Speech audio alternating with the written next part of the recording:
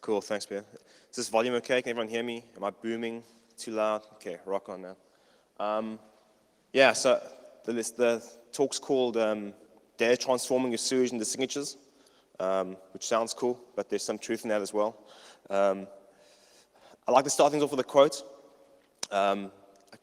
Everyone's seen the movie The Firm, like an old Tom Cruise movie from the 90s.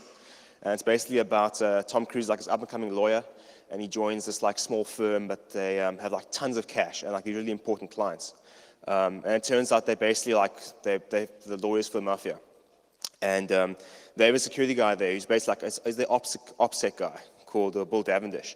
And he's suspicious about Tom Cruise. So he says to like the owner of the firm the one day, you know, like this guy's probably gonna watch out. And the guy says, man, why are you being suspicious? There's nothing about. And he says to him, I get paid to be suspicious when there's nothing to be suspicious about. Which I think really like encapsulates what we do in security, right? So that's me. I'm from Africa, so that's my chicken. Her name's Vivian. I've been in infosec for about 7 years. Before that, I was a musician. Tried to be one. It's hard to feed your family to doing that. After that, I was an investment banker for a year, which is a really hard industry. It's if you think we ever have moral problems, like that's a different story if you're in banking. It's not a great place to be. I've got a master's in computer science in infosec. I've worked for a bank for a couple of years, and right now I'm a security analyst specializing in intelligence at SensePost South Africa. And I'm a husband and a cat and dog lover. So things that interest me, security intelligence, incident response, and all manner of things blue. I'm not a pen tester, even though I work for a pen testing firm, which is weird, don't tell them. And I'm a defensive guy through and through. It's kind of what gets me going. If you want to get hold of me, like those are the ways. Twitter's probably the easiest, I think. But if you remember what IRC is, on Atrium, you can hit me up there. Or my blog, which updates infrequently. All right, so getting into it, right? I like having some structure to my slides. Not for you, mostly for me, otherwise I get lost. So I split into 5 chapters, right? First chapter is around more of like the foundation of where this talk's going, around some controls. Chapter 2, it's more about like the framework and how it fits together. Chapter 3 is a history slide, just we all get on the same page. And chapter 4 is kind of where the fun starts. And then chapter 5 is just for lols. You'll see when we get there.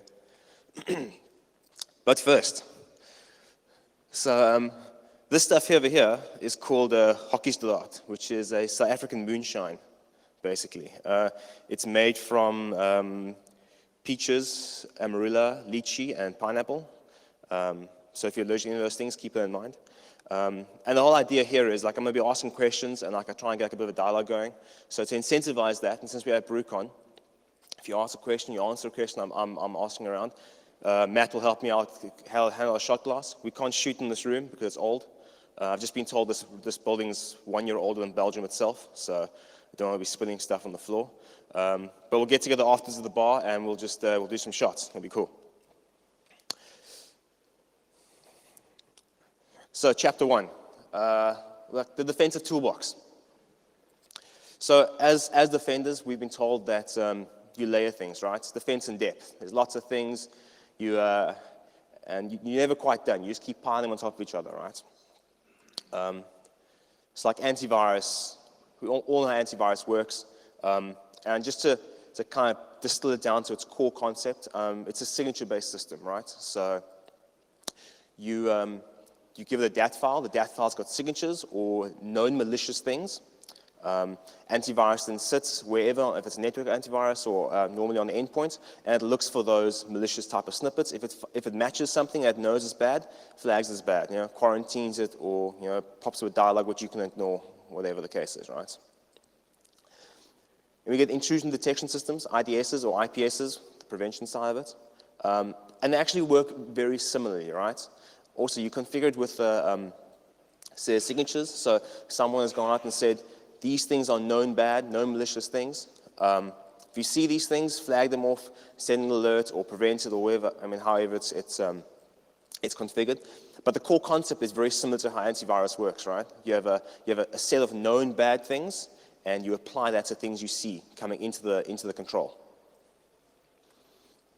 And you get firewalls, which might not be as obvious that it's also in the same kind of category, but actually it really is, right? Because you set up a rule base. And all your rule base is saying is, like, I know what is good, and therefore I know what is bad, right? So you're taking, again, a known bad, and you're configuring and saying these things shouldn't be connecting, right? So if you look at like a web server, have a web server on your network, you have a firewall in front of it, you say, cool, only allow port 443 into the web server. And what you're basically saying is you're creating a signature that says, if you see anything that isn't 443, just drop it off. Don't let it come onto this machine. So if you take those three controls, right, I like to group them into what I call a decision through the detection security model, right, or DTD. And the whole principle around is that you have something that's known as malicious, and you draw decisions based on that, right? It's like antivirus has its DAT file, so it decides based on that file what to quarantine, and IPS, same thing, right? Based on what the signatures are, it blocks things off. But on the other side of that thing, right, you have honeypots, which work in an entirely different type of security model. So honeypot just quickly sits on a piece of unused space, like an IP address, and it just sits there and listens, or accepts connections, or depending how it's configured, right? But it doesn't have a predefined set of signatures that it matches for, or it doesn't have like a rule base, I mean, strictly speaking, at its core function, right? It sits there on something that doesn't have any business use, and anything that connects to it, the assumption is that if you're talking to a honeypot, you shouldn't be talking to it, so therefore why are you talking to anything on my network, right? So how I label those things are presence-based controls, right? Or the decision through presence, where the decision that's made by the control is based on the presence of something being or coming into the control. So DTP. So those are like the two groups of security controls, right? So you get the presence ones and the detection ones. So honeypots are quite new, right? I mean, not new, but they are not as well known as like antiviruses. So I like to go through a bit of history of how they work. It kind of sets the tone of how where they came from and the rest of it, right? So 1991 is probably the earliest example of a honeypot. Cheswick at AT&T Labs back in 91, he wrote a bogus system which looked like it exposed a bug in SendMail, where you could basically do a remote file inclusion. You could send SendMail some stuff, and it will mail you a file back. And the attack at the time was it would mail you back the password file, crack the password offline, log in, right? So he wrote a system which kind of looked like it had this, and then he got an attacker trying to exploit that SendMail vulnerability. And it was very manual, so it basically alerted him when someone tried it, and then he had to manually do the rest. So he manually logged in, sent off a password file, and he could he got to the stage after I don't know how long it was, I think it was a couple of months, he could recognize this particular attacker attacking other systems that he had access to based on how he or she was interfacing with the system or how they were typing. And that whole story actually got rolled into a book by Clifford Stoll called The Cuckoo's Egg, which is quite popular. Then in 98, the first commercial version of a honeypot was released. It was released by Network Associates, and it was part of their CyberCop Sting, probably the buzzword at the time, suite of products. And it was marketed as an emulation system that would confuse attackers trying to attack your network, right? And they'll be stuck in these honeypots for days instead of going after your actual assets. And you think about it, I mean, that's 15 years ago, and nothing's really changed from what the brief around the honeypot is. I mean, it's very similar still. Then in 1999, Fred Cohen released what they call the Deception Toolkit, which is a bunch of Perl scripts. And the great thing about that was it was a pure open source project, right? And it kind of allowed the community to kind of get dirty with honeypot technology without going through user development process. It was right there, like any other open source product, right? And then the real big push was by Lance Spitt in 1999, he released HoneyNet, which has become the HoneyNet project now, which he backs. And it's kind of like been the cornerstone of almost all honeypot work from then. So you get two kinds of honeypots at a greater sense, right? You get low interaction ones and high interaction ones. And it kind of relates to how they interface with data. So there's two ways, right? There's honeypots collect data and they control data. So they control data by exposing services or exposing, services very generic to a network term, but like exposing things to an attacker to try and lure them in. And then they collect data, whereby obviously anything that comes in to try and research later. So it's a data control and a data collect system. And you classify it as high or low depending on how verbosely it does those two things. So some examples, Kippo, which is quite common and quite an old SSH honeypot. It's a low interaction one because it doesn't have a full stack. It basically just opens port 22, has a small like pseudo backend to it. So if you log into it, it has some functions, but nothing really beyond the simple logging in on SSH. And the whole purpose there is you want to try and see who's logging in and what accounts they're trying to use, right? Someone's like found some accounts that think are relevant to your subnet. And if you have a Kippo honeypot, the guys will log in there, use their accounts there, and you can like get a head start on what accounts have been breached on your domain. Then an older version of that actually, or an older version of a honeypot was like the old spam relays set up by anti-spam companies. They open up an open relay server. And in the old days, not so much anymore really, because like spam isn't really such a big problem anymore. Guys just look for open relay servers, and it was still quite common. They'd find one and just like load it up and just like spamming through it. And the idea of a honeypot spam relay was that they'd set these things up themselves, and then they would assume any mail coming through that spam honeypot was already spam, and they'd hash that and send it straight off to the anti-spam mechanism. So they would be able to classify spam at source before it got crowdsourced by other people reporting it as spam. Other cool ones, and a version of a high interaction honeypot was Sebek, which now became Kubek after it got had stack redone. It sits on actual real virtual machines, right? So there's an actual, like a real TCP stack behind it, a real OS stack. And that what really differentiates a high interaction from a low interaction is that there's a high degree of complexity around what the honeypot actually is.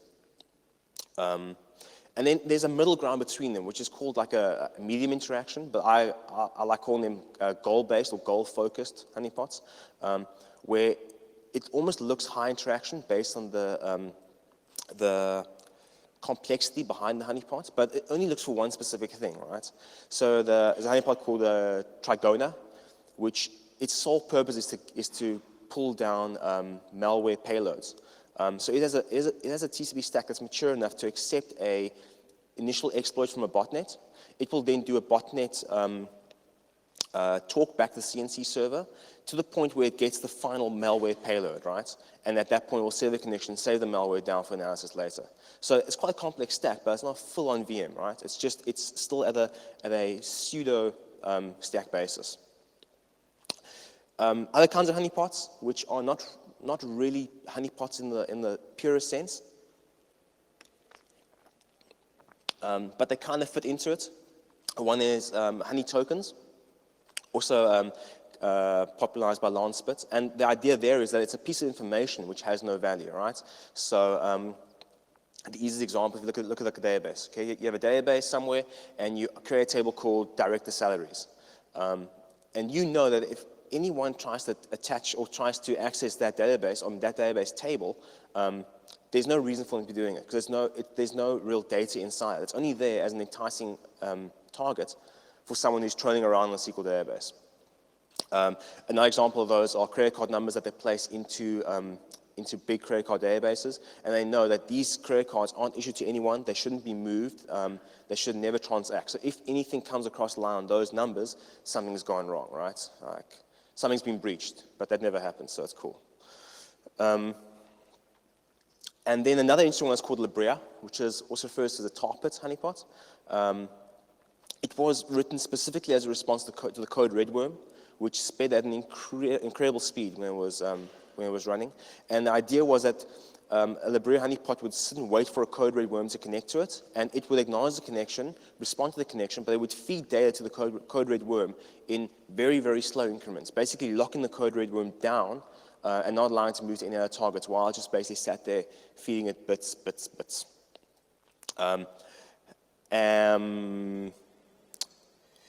So then, summarizing quickly, right? There's two security models.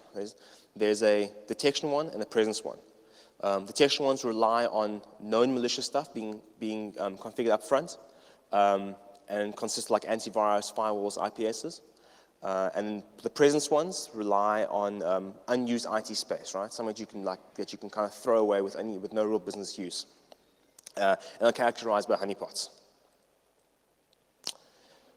Cool. Chapter 2.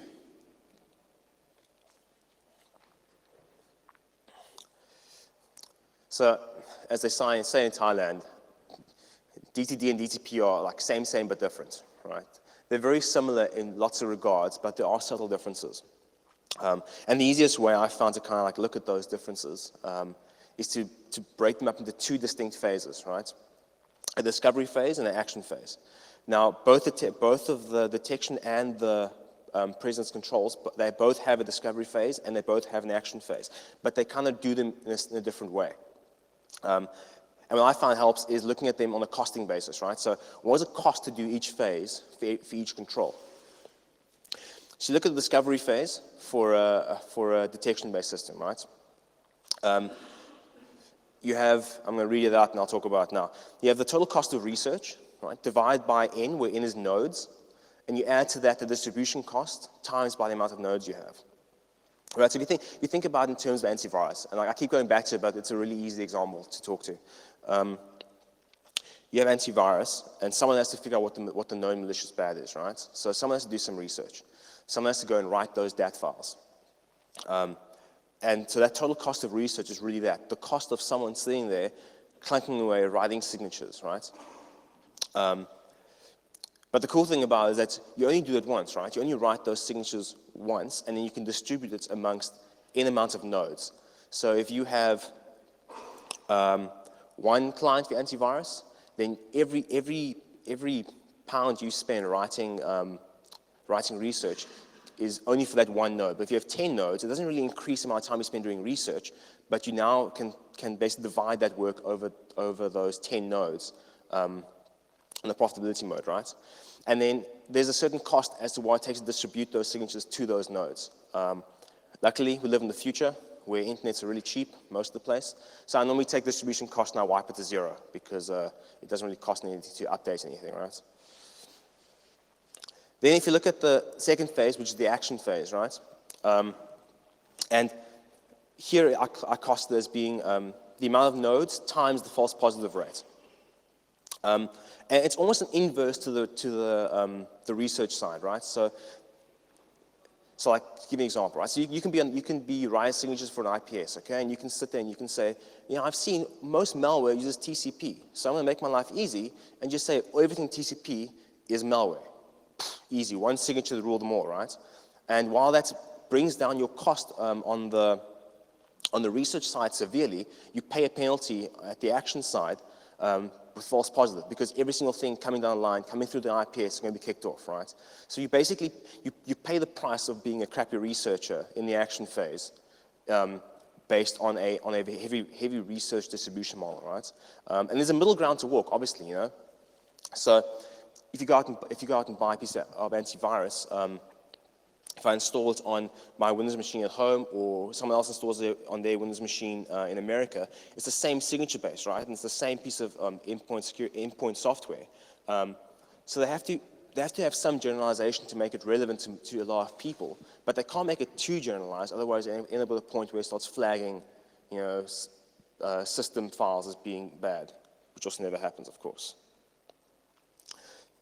So a great example of that is McAfee, right? They've built an entire business doing that. You know, you can walk into a store in Belgium, buy a McAfee off the shelf, or down low, I suppose, these days. You can do the same in America, and it's exactly the same product everywhere. And what it gives you is great economies of scale, right? So you have a situation where, because you can distribute your research across so many nodes, you have an economies of scale which allows you to build business models like McAfee does. But going back to the phases, right? If you look at like the discovery and the action phase, there's a lot of work needs to be done in the discovery phase, right? So from a costing point of view, that's quite hard work. But on the action phase, it's simply just taking that research and saying, yep, that's bad, quarantine it. So from a cost point of view, it's much cheaper on a detection side to go into the action phase. So like I always think about detection stuff as being that. So who can tell me who that is?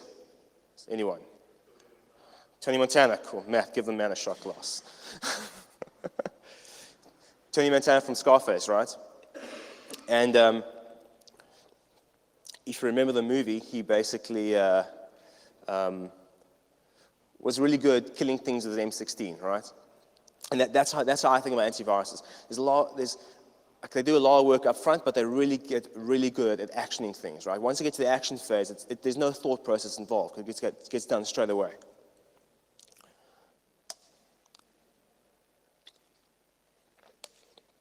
So compare that to the presence-based controls.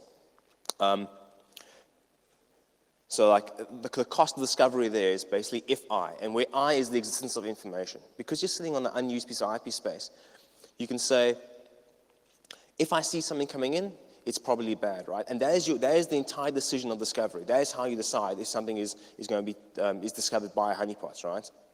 And that's very, very, very low cost. It costs you an IP address, really. Like the value of a IP version 4 IP address these days is a bit different than it used to be, but I still don't think it's enough to break the bank. But if you move over to the action phase, things get a lot more complex, right? So I say it here as kids, I is incident, right? Where incident is something coming into the honeypot. So you take that and you times it by threshold, where threshold is the point where you start caring about what's coming into the honeypot. So, if you're getting, let's say you're getting like 1,000 incidents, and you say, cool, I only really care about stuff that has this type of characteristic, right? You whittle it down a bit, that's threshold. But then for every single one of those incidents, you still need to research them, right? So you times it by the total research cost per incident, and you times that by every node you have. So if you have 10 honeypots, it's 10 times more work opposed to one honeypot, which makes scaling properly difficult. And can get very, very expensive. And it's all human time, right? I mean, to do research on an instant, you can use CuckooBox and things like that, but at the end of the day, it's a very time-intensive and normally a very human-intensive process. So going back to the movie analogies, right? When I think about presence models, I think about this dude here. Like, who can tell me who that is? Anyone, please. For free alcohol.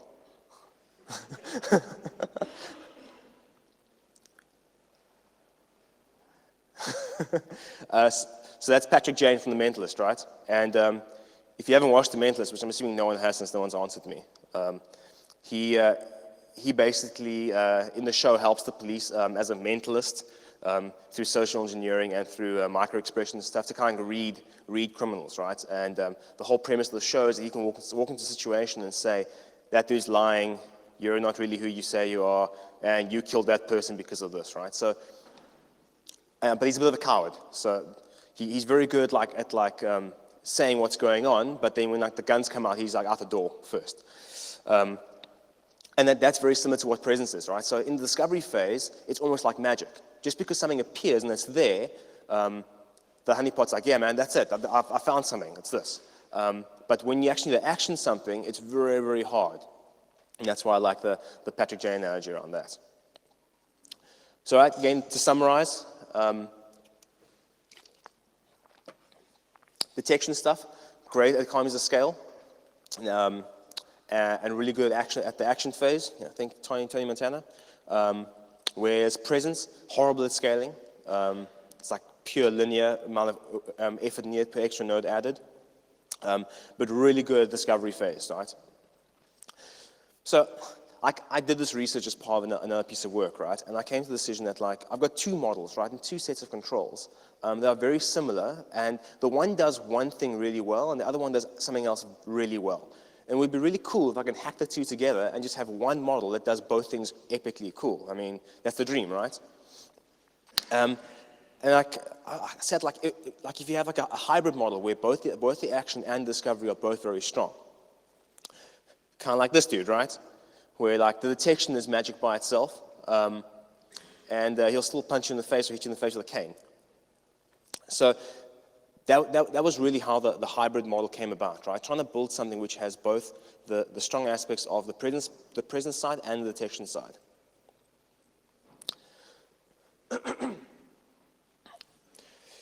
And that's Amber. So Amber's the name of the honeypot I built, which kind of tried to build that hybrid security model. And it's also the name of that cool South African gin, which is made from the Fynbos Botanicals in Cape Town. It's a cool color and tastes quite nice as well. So the idea was that Amber would use the action phase from detection and would use the discovery phase from presence, right? And if you draw it out with nice blocks, I like colors, it kind of look like that, right? Using the best of each of the other models to kind of build a model which, in theory, would be better. So technically, how would you do that? Well, at the discovery point, and like if you look at the previous slide, it said it's a simple honeypot. So I can't stress how simple it actually is. I'm a really bad coder. I'm actually more of a really bad scripter. Like people have asked, like, oh, what do you use to code? Like, I use duct tape coding, right? Where I'll do some little bit in Perl because I know how a socket works in Perl, and I'll just pipe that to something in Python because I'm lazy and that's how I code. So when I say simple, I mean like properly simple. So to do the discovery phase and to stick with the honeypot type principle, I built this thing to just have listening sockets, right? I had a little Perl script, opened up some sockets, and opened up on port 135, 139, 3389, 445, and 443 and 80. So basically RPC control ports, remote desktop, and HTTP. So yeah, the listening daemon just did that, and then I had some anti-spoofing controls in it as well. So only TCP, no UDP, and then I did some SYN cookies and did some rate limiting to make sure you couldn't brute force the SYN cookies either. And then on the action side, I basically just said that if I see something, and I know it's malicious because I'm effectively a honeypot and I'm sitting on a piece of unused space, if I see an IP address, I'm just going to send it to the firewall. I'm going to send it to the upstream enforcer and tell it to block it off. So by doing that, I've taken the really efficient action parts from a detection model and the really efficient discovery part from a presence model and just like linked them together into one like hybrid model, right? Logically placed would sit in a farm with other web servers like you would a normal honeypot, and just keep its ports open. The only problem was that's a production environment, how it sat there, the environment I was working on. And I thought it was a bit of an ask to ask the admins of the environment to just like, take this feed of IP addresses I'm sending you and just block them off with the firewall. Like, don't worry about it, just trust me about it, right? So I had a problem where I really couldn't test the idea because I couldn't risk interfering with the actual network. So I built an ancillary system, which you'll see on the side there is the packet capture node, right? It had one port going into the Amber honeypot, and it would basically just be fed with the IP addresses that the honeypot picked up through the listening daemon. And then it had a wiretap linked to a span port at the router level. And it would just PCAP the entire segment data down. The idea was that if I could PCAP the entire environment data, I could replay the entire traffic load of the previous day. And I would then, obviously in my Nirvana mind, I would take the IP addresses I found in the honeypot, I would check them against the PCAP, and I'd say, cool, I saw an IP address at this time, and if I see in that same IP address attacking any of the other servers later down, I would know it's working, right? If I was in a position to have a firewall which I could access, I would have prevented those accesses going down. The problem was, when you PCAP a segment like that, I was logging about 200 gigs a day. And then you learn cool lessons like Wireshark is really, really shitty for doing mass packet analysis, like really bad. To the point where I was trying to run through a 200 gig packet capture, it would take me more than 24 hours to find a single IP address on that list. And I actually wrote a lot of tools around that type of stuff where I had I discovered that if you take Wireshark and you start adding conditionals to the end of it, so instead of saying Wireshark, try and find this IP address. If I said, find this IP address or this IP address, and every IP address I had in my list, it would take the same amount of time because the I/O to the disk, it takes long, and then running through was pretty easy. I also discovered the maximum you can do on Wireshark is 5,000 conditional loops before it just tells you to fuck off. I also wrote a little parallel processing script in Python for Wireshark because Wireshark's single-threaded. And it basically just launched the Wireshark against the different files and would recycle them as they open up again, just to try and get it down to a point where it wasn't taking me longer to analyze the files that I was doing over a one-day packet capture. Anyway, got to a point where it was efficient enough to actually start working, and I saw that for every IP address that the honeypot was capturing, I would see that same IP address accessing another system on the network between 6 and 7 times, right? At which point I declared victory. Because right there, if I had access to it, and if I had access to a firewall, and I was blocking these things when the honeypot saw them, I'd prevent another 7 accesses into the network. Which would, it's not guaranteed there would be like 100% exploit, but it does cut down the amount of like malicious noise coming into the network. So to summarize, building a hybrid security model is possible, and you can make it that it is functional. And you could build a very simple honeypot with that model in mind. And then some things are easier to accomplish when you have the right tools, and Wireshark is almost never the tool when you're doing it on a distributed level, on a big data level. So like I had my first big victory, right? And I thought, cool, man, like I've got a honeypot, I've got this model, it's working well. What can I do now, right?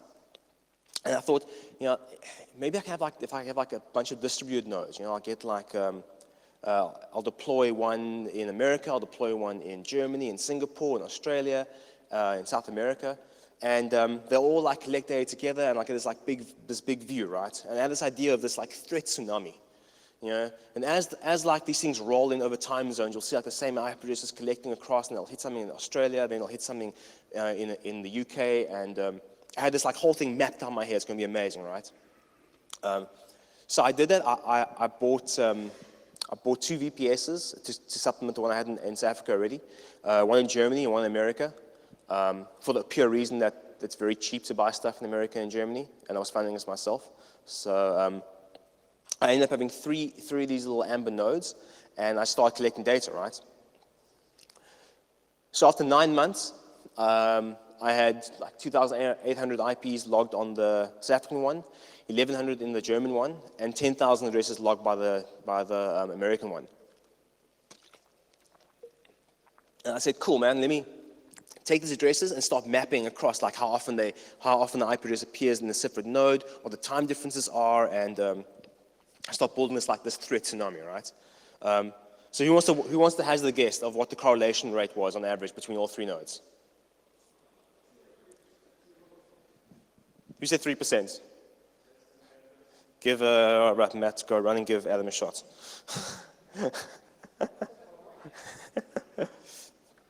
You said 0 over here?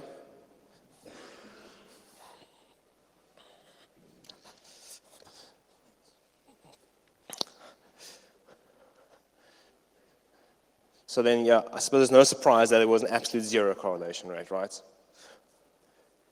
Of the 14,000 addresses I collected over those 9 periods, I only saw 4 IPs that appeared in all 3 of them, which is a little bit disheartening because I was really looking forward to this threat tsunami, right? I had like a lot riding on it.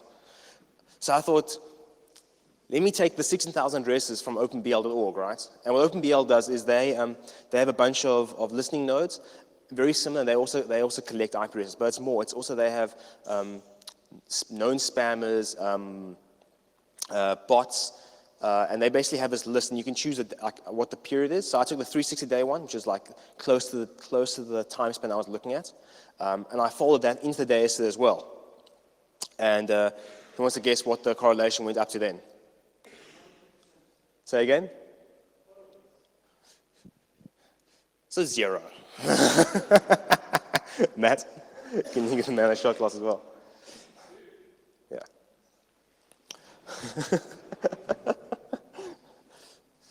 So yeah, 0. So the main thing I learned from that was IP-based thread feeds mean absolutely nothing. And even if you spend, okay, so people like IP-based thread feeds because they're easy, right? You simply get the feed, you plug it into a control, and it works, right? But based on that research alone, even if it takes you a minute to do that, you're wasting that minute. You should be doing something else, right? You should be drinking. Because there's 0 value on using just straight IP address type stuff, right? But the other thing is that I was kind of left high and dry because now I didn't have my entire hypothesis had fallen apart. You know? I was counting on a threat tsunami to show some cool research after this. So I kind of felt like this, right? I don't know why this person is running naked, but I'm completely defeated, right? And kind of let down by my own hubris about how grand it was going to be, right? Which leads me to what the actual topic of this talk is about, right? I got to a point where I had a lot of data, and a lot of data which kind of ended up being very irrelevant and very useless to me. But I still had this data, and I was convinced there was something good to do with this data, right? I could take this data and make something useful out of it, have some value, affirm that I hadn't wasted 9 months of my life. So I've been working a lot on some big data stuff to the side of this. I'm not going to talk about big data, so don't worry. Don't leave the room just yet. But the whole concept of MapReduce and how you basically group things and then make different look at them differently was kind of in my mind. So I thought, what if I take the data and I look at it differently, right? If I kind of change my view on the data I had.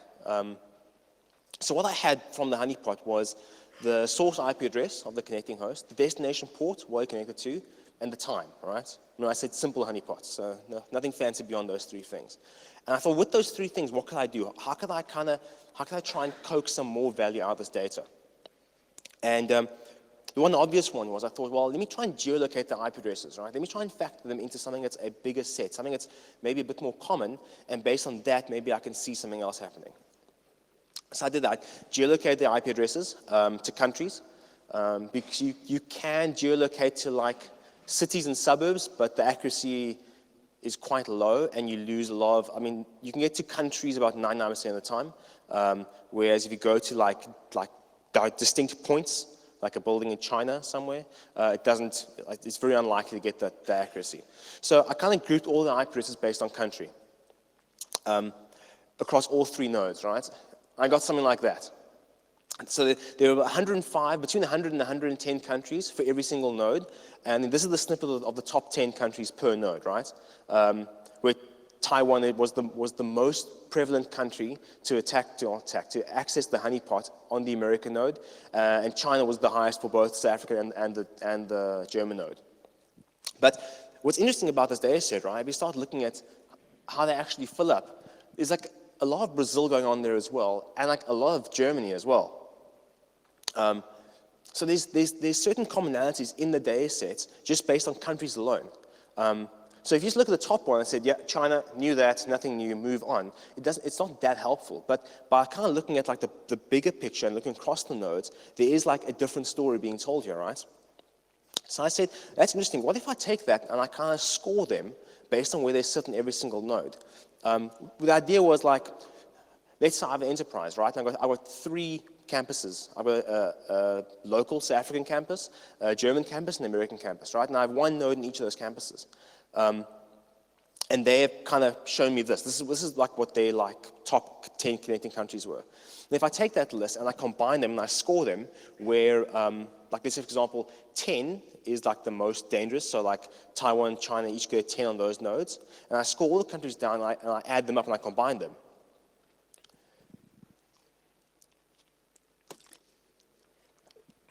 And you can take a bigger table like that, right? As you can see at the bottom, China's got 25 as a score, because it was the top in two of the nodes and then in the middle of the last node, right? And the numbers are arbitrary, right? The numbers don't really matter, but it's about grouping them together and then deciding as things slide down the scale, they become a bit more malicious. But because you're making such heavy assumptions, you can't just go and say, all right, China's obviously attacking me. Let's just block all the Chinese traffic coming into my network, right? Or, like Brazil attacking me a little bit less. Let's block 80% of the Brazilian traffic coming into the network. So I decided, instead of taking such a hard line about things, if you start using it as a supplement to your signature system, right? So if you look at Snort, and you look at this system, right? And because this is real time and it's all automated, right? There's no research behind it. You can just basically just pump it through a bunch of scripts and you get this type of stuff on a per day, per hour limit. You can basically say then, given this data, let me pump signatures into my Snort that say, cool, like today, I can see there's a lot of Chinese traffic coming over the last 30 days, right? So if you see a connection from China, like let's bump the threshold like a little bit, right? Let's get like a +2 to the scoring, right? So that you're adding some weight to the rest of your controls already. And you basically take that and you go all the way up, right? So you say, so give China +2.5, right? And if it's from Brazil, give it a +2.1. And you can decide if you want to go up all the way or like top 3 or top 5 or whatever, right? But this type of stuff gives you a way of supporting your controls with some degree of orientation to what's happening to your network. So then that was the first step, right? Then I said, what else can I do, right? I have port. I still have the source port, the destination port that the IP address connected to. So here's a graph of the South African node and the top 10 countries. So the same graph from before, but now you've got the amounts of the connections coming in, right? And you can see again, China top of the list there. But if I overlay what the destination port was for all those connections, 70% of the traffic that was coming from a Chinese geolocated IP address was trying to connect to port 3389. So just from that information alone, you can say, okay, cool, well, if I get a connection from China and it's on port 3389, it's probably a little bit worse based on just a simple system. So you can kind of use that and give it a higher threshold as well. So, it's very possible that you have connections coming from China on port 3389, right? Depending on what your business is, what you do. But if you are really collecting data where a large portion of malicious attacks are coming in onto an asset which you know doesn't have any business use, and it's mostly using RDP, and it's from China, you can quite safely say that you should kind of look at these things a bit more suspiciously, all right? Going back to Bill's quote. So the idea, again, is not just block off RDP from China, but to kind of give a more significant bump in your scoring, in your signature scoring system. So that if you have like a seam, and you are basically using a threshold system to kind of decide when things get elevated to an alert, like that kind of would add into that whole system, right? If you look at the other nodes, so this is the German node, it also has China as the top of the list, right? But once you overlay ports, it's a bit of a different story. 3389 is there, but it's almost a near perfect split with RPC. So what I started seeing here was that every node had a different view of what was happening to its network, and it wasn't the same across those nodes once you go to the port level. So it's really hard to kind of say, German attackers are using RPC across the board, and that's kind of what you should be watching out for. But if you have something localized on your network, and you can pull this kind of data in a very easy way, you can start making some more intelligent decisions around how you start adding to your signatures. And here you can say that if it's from China and it's on 3389 and it's on 445, I'm a little bit more suspicious about that type of traffic. And just like further highlight that, on the American node, mostly Taiwanese traffic, followed very closely by American traffic, and it was predominantly RPC traffic.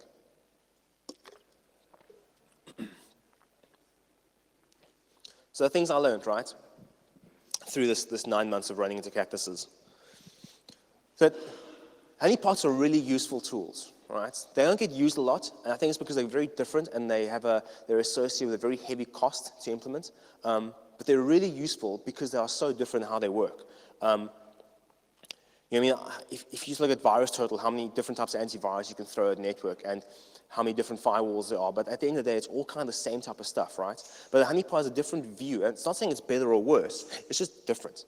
And I think just because of that difference, there's a great deal of value about them.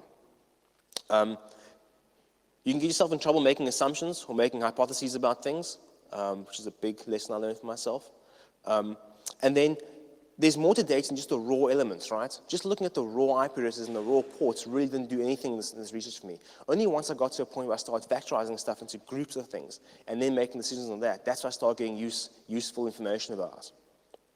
And then lastly, building your own stuff gives you a very high degree of relevance to your network.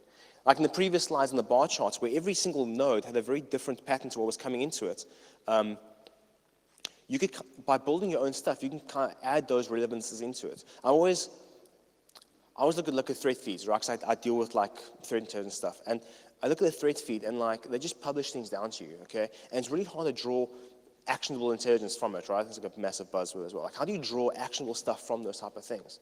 But if you build it yourself and you deploy it on your own network, and it's based on what your network's seeing, I mean, that actionable stuff is almost pulled right off the equation, because you can say it's right there, you know? It's actionable because it's right there. And with that, I'll let Cyborg Unicorn, Space Pirate, Find Cthulhu prompt you for questions. Yeah, man.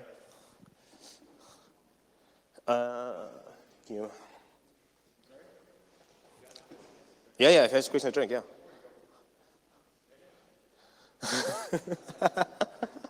Matt's rules, man, sorry. So, really good presentation. In fact, it's quite interesting that honeypots are starting to come back again. You know, you're seeing a resurgence of them. I've been building a very similar thing using Raspberry Pi and the honeypot projects on that, and using it as reputation analysis in my SIEM with correlation rules. Very, very cool. With your work, have you started to publish the code out to allow people to actually grab your simple honeypot? I've been asked this before, and like I probably will never release the code for this because it is written so badly. It's embarrassing to have it published somewhere. You're concerned about the mocking? I am very concerned about the mocking, yes. So much that I'll openly say it's written so badly. But the code really isn't important. I mean, the best piece of code I wrote in this whole thing was the Python script that parallelized. I mean, that parallel virtualized the script, the bash script stuff. But the honeypot really it's 7 lines long, and it's just open socket. Here's the port, log to file, and that's it. It really isn't more than that. So, I mean, I thought I'd publish the IP addresses, but I don't see the point in that either, because you're better off collecting your own information instead of having another set of random IP addresses from a random space, you know. So like, I thought about publishing the code, but it's so simple, and I don't feel like being mocked.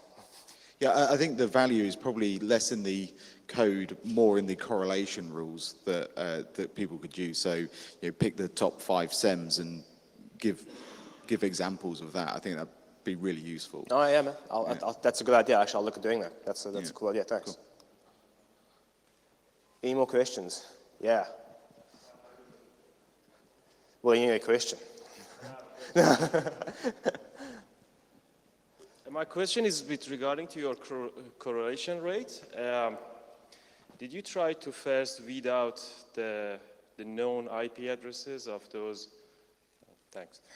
The known bots that crawling the internet, or not? I didn't.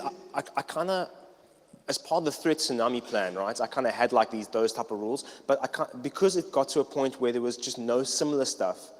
All those things ran aground. So I didn't explore any of the research that relate to those type of things, like I say, crossing into no malicious ASNs or into what's considered bulletproof hosting. Or there was plans to do that stuff, but because I couldn't see any IPs being similar, those things kind of fell away straight away. I mean, those type of research angles just fell away. So I haven't looked at it at all. Well, because what surprises me is that the correlation you mentioned was 0, right?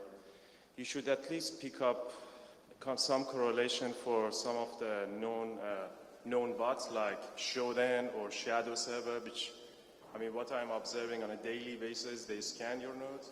So there should be some correlation there at least. So being 0 is kind of, it doesn't really make sense to me. I think because they collecting a scale beyond what I was collecting, right? So I wasn't trying to leverage off an external feed because I kind of wanted to control how the feed was coming into it and where it was placed and the conditions that the feed was being captured. Because it's very easy just to buy a feed from show, or to use a feed from ShowServe, right?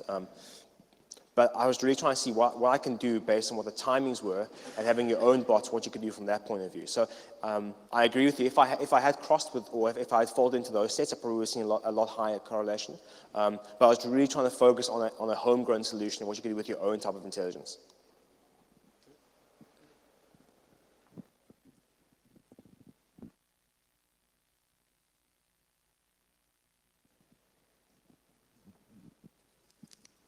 China was top 1 country, but did you realize it's also the biggest country in the world? So it's a very good point, right? So when you do these things, there's certain social, political, and infrastructural economics you got to take into regard as well. So to give you an example, if I saw a connection from Uganda, right, and it's 1, how do you weight that compared to seeing 1,000 connections from China? I mean, surely there's more than the contention ratio between PCs in China and Uganda is more than 1,000 to 1, right? So I didn't take it into consideration, but it was part of like my further research to kind of look into that type of stuff. And there's lots you can do because there's raw size, right? And there's population density because computers don't use themselves. Just because a country's big doesn't mean there's computers. So you have to look at that density size. And then you can kind of also have to fold in speed into that, right? So like I saw a lot of attacks from America, not because I think America is a malicious country, but because, I mean, a large portion of the internet lives in America, and hosting is very cheap in America. So if hosting is cheap in America, anyone can get hosting. And the same with Germany. So a lot of people get hosting from America and Germany because it's cheap. And if it's cheap, you don't really care so much about security, so you deploy your WordPress site and you leave it. So there's a big question around that type of stuff. I agree with you. I didn't look at it. And it's on the future roadmap to do. But it's when you're doing these type of things, there's definitely those type of questions to ask. So it should be, seeing a connection from Uganda, 1 connection, should be more important than 10,000 from China. Exactly. Yeah. And regarding to him, the crawlers, you had South Africa, something in Europe, and something in America. So Yeah. I think they use different data centers for the crawling. That's why the IP addresses didn't match.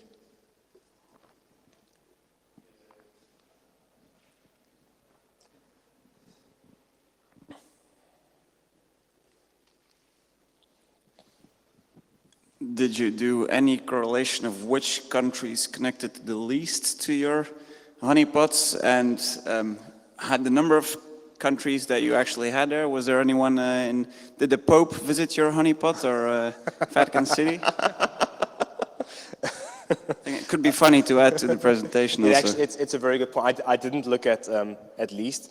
What was quite interesting is like, I think it was between 110 and 100, between 100 and 110 across all nodes, right? So there was a lot of connections from a lot of countries. I haven't got the data with me on this machine, so I can't look up manually what the least ones were.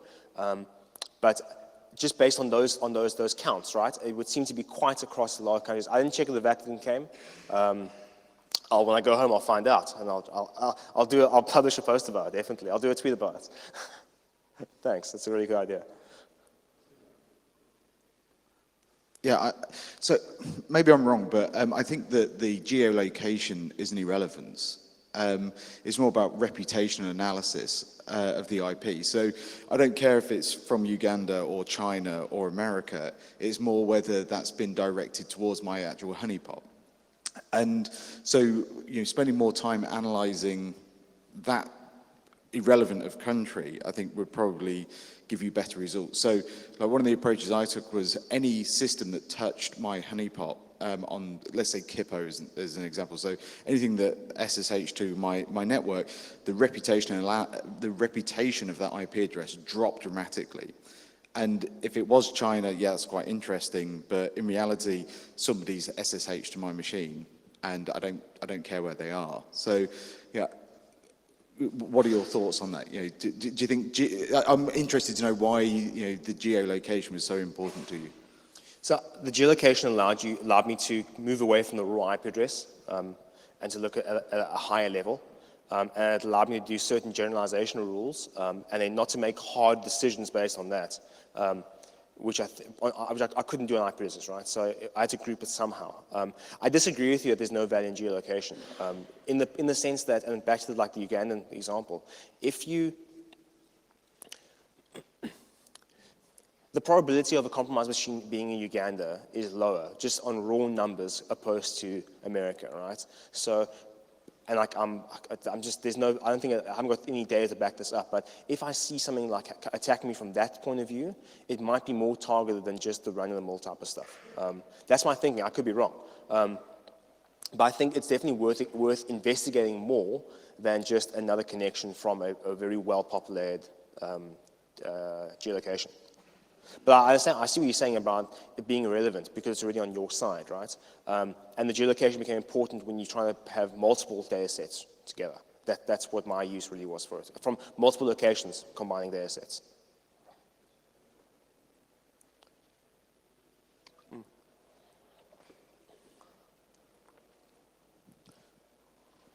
Have you tried correlating your data against ASNs? So ASN. I have not, and it was also on my roadmap of things to do. There was another reason why I didn't do ASNs, but I can't remember it right now. No, I remember.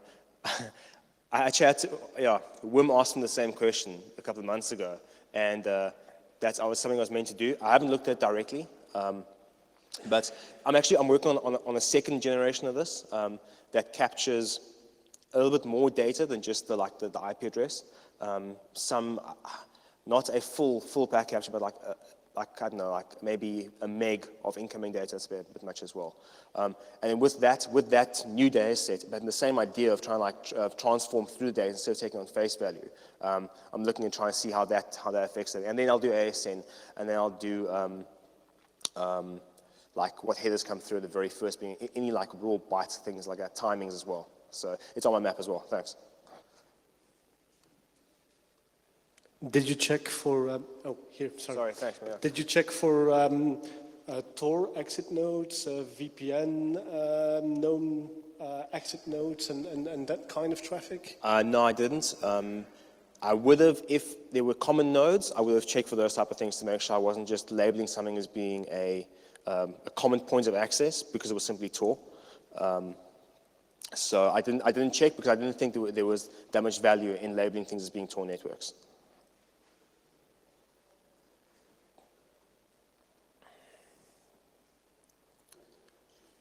Cool.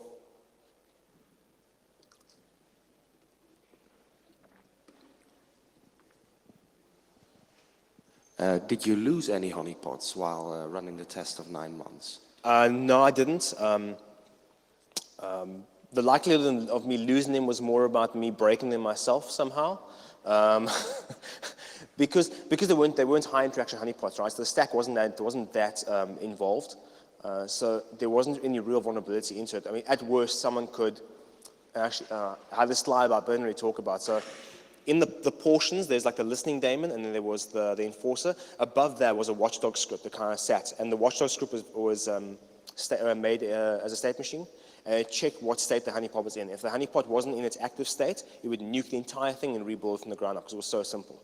But that never actually, it happened when I rebooted the machine and the thing was a bit, they were trying to figure out in what state it was. But I never saw them coming directly under any attack.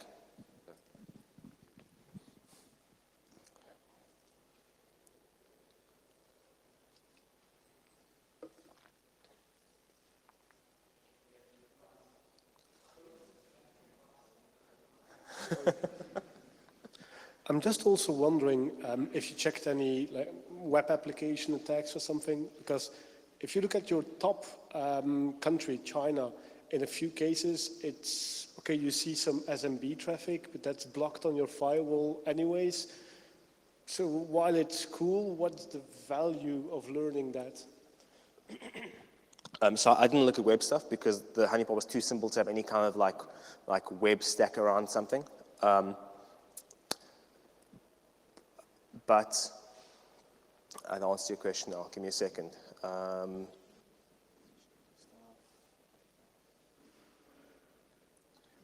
So I agree with you, right? The stuff I was looking for is blocked up at the firewall level normally, right? But it's more about, is something trying to access something which is obviously vulnerable on my system, right?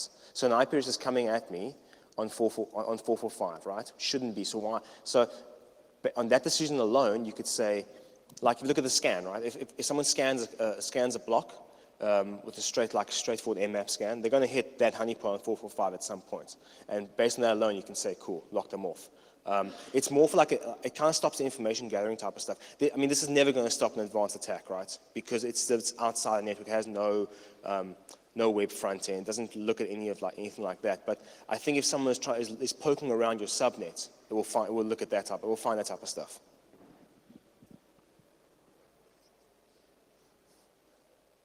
Cool. I think we have time anyway. Yep, time is up. So thank you, Adam, for your presentation. Cool.